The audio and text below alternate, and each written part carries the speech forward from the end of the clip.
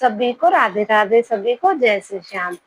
आज मैं बात करती हूँ 16 सोमवार की कथा की, यानी कि बेलपत्र की कथा की।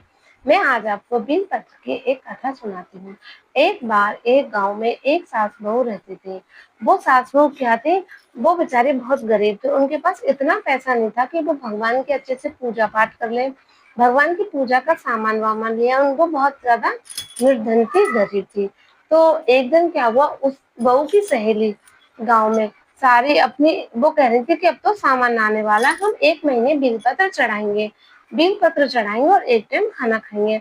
अब वो सोचने लगी कि मेरी सब सहेलियां, मेरी सब सखियां बिल पत्र चढ़ाएंगी, लेकिन मैं बिल पत्र की बहन, बिल पत्र चढ़ाने में क्या क्या होता है कि देख, 1 महीना एक इंसान, एक वो आता है फल, जिसे बोलते हैं माली, वो आएगा, वो रोज बेल पत्र जाएगा, फूल पत्तियां दे जाएगा। उसको फिर महीना होने पर हम उसको पूरा हिसाब करेंगे, वो पैसे लेगा। कितने लेगा कि ऐसे लेगा, 251, 551, ऐसे जितने उसकी अपन की क्षमता उससे दे देता है।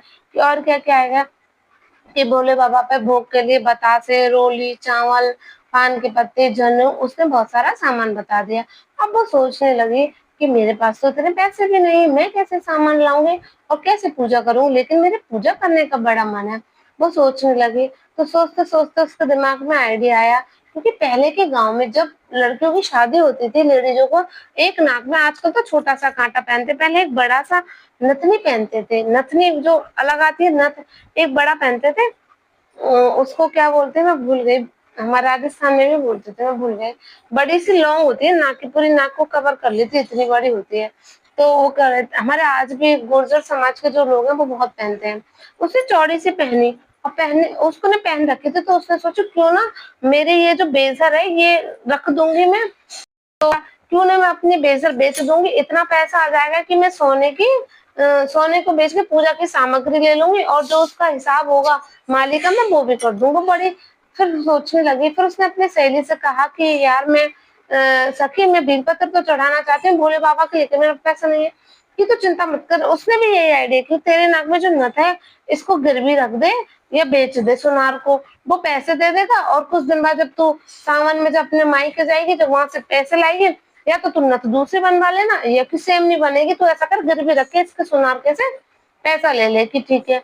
अब उसकी सहेली ने कहा कि मैं तो घर से बाहर जाती नहीं, नहीं बहू तुम लोग जाते, तुम लोग ले आओगे कि हाँ। उसकी दूसरी सहेली ने हाँ भी भर ली। अब उसने सुनार कैसे नाक के कि मेरी सास पूछेगी तो क्या, कि गांव में घूंघट तो करते ही, तो इतना करती तो इतना कर लीजिए, और अब तो रास्ते में करती हूँ, घर पे भी हमेशा ही करके रखी हो।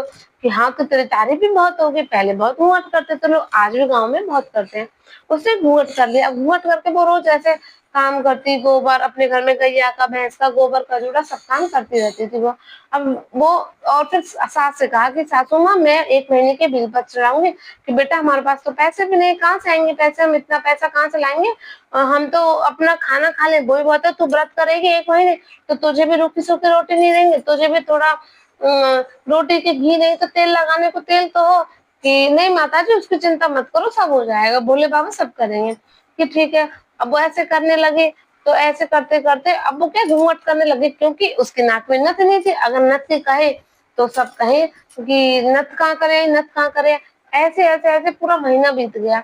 महीना के जब थोड़े से दिन रहे थे, क्योंकि भगवान ने लीला जो करनी थी, भोले बाबा लीला करनी थी, तो उन्होंने कहा।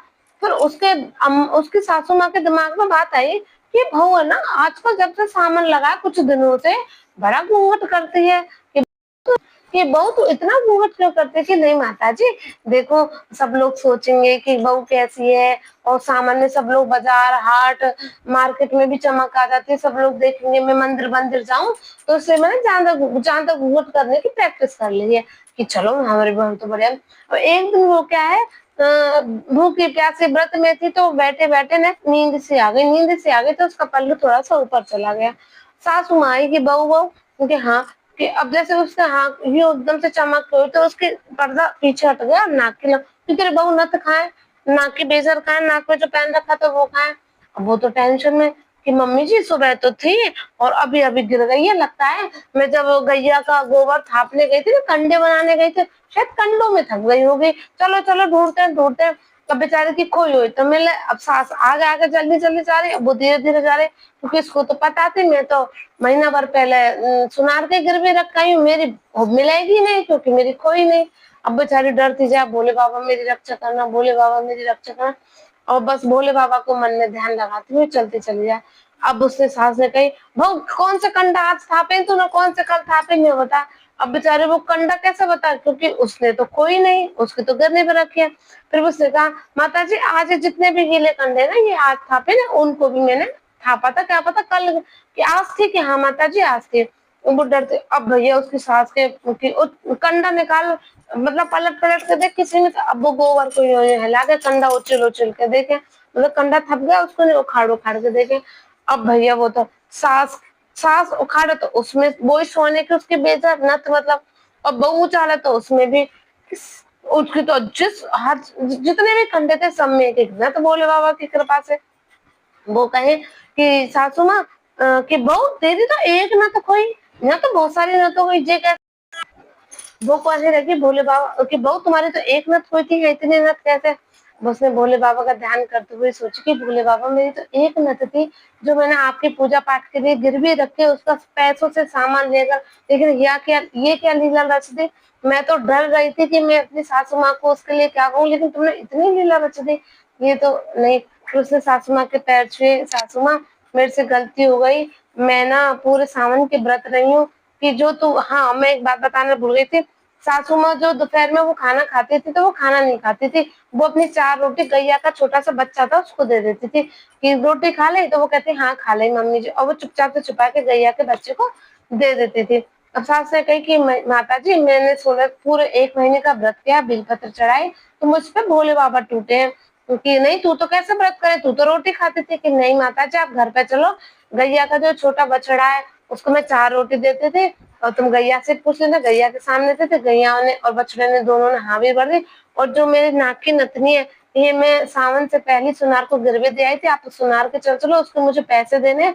मैं सोच रही थी रक्षाबंधन पे जब मेरा भाई आएगा राखी बंधवाने पैसे दे जाएगा तो मैं नथ छुड़ा लाऊंगी, तब से मैं इतना पर्दा करने लग गई थी। अब सास बहू के पैर लगे, बहू सास के पैर लगे, क्यों लगे कि बहू ने सास की आंख खुलवा दी कि देखो पूजा पाठ में व्रत में कितना तप है, और सासू माँ उसको इसलिए नहीं करने दे रही थी, और बहू इसलिए सास इसलिए बहू के पैर छू रही थी कि तेरे मारे कितनी सारी नत हो गई, कितना सारा सोना भोले बाबा ने हमको दे दिया। इसलिए हम सबको कैसे ना कैसे करके भोले बाबा का पूजन पाठ है और उनके सामान जो भी है बेलपत्र वगैरह अवश्य चढ़ाना चाहिए। ऐसे जैसे सास बहू को टूटे सबको टूटे, कहता सुनता कुकरा बर्तन चंदन चौकी मिटन का, बेलपत्र भोले बाबा की कहानी मेरे जी को आधा सभी को ओम। क्यों ना मैं अपनी बेजर बेच दूंगी, इतना पैसा आ जाएगा कि मैं सोने को बेच के पूजा की सामग्री ले लूंगी, और जो उसका हिसाब होगा मालिक का मैं वो भी कर दूंगा बड़ी। फिर सोचने लगी, फिर उसने अपनी सहेली से कहा कि यार मैं सखी मैं बेलपत्र तो चढ़ाना चाहती हूँ भोले बाबा के, लेकिन मेरे पैसा नहीं है। कि तो चिंता मत कर, उसने भी यही आइडिया कि तेरे नाक में जो नथ है इसको गिरवी रख दे या बेच दे सुनार को, वो पैसे दे देगा, और कुछ दिन बाद जब तू सावन में जब अपने मायके जाएगी तो वहां से पैसे लाएगी, या तो तू नथ दूसरी बनवा लेना, या कि सेम नहीं बनेगी तो ऐसा कर गिरवी रख के इसके सुनार के से पैसा ले ले। कि ठीक है।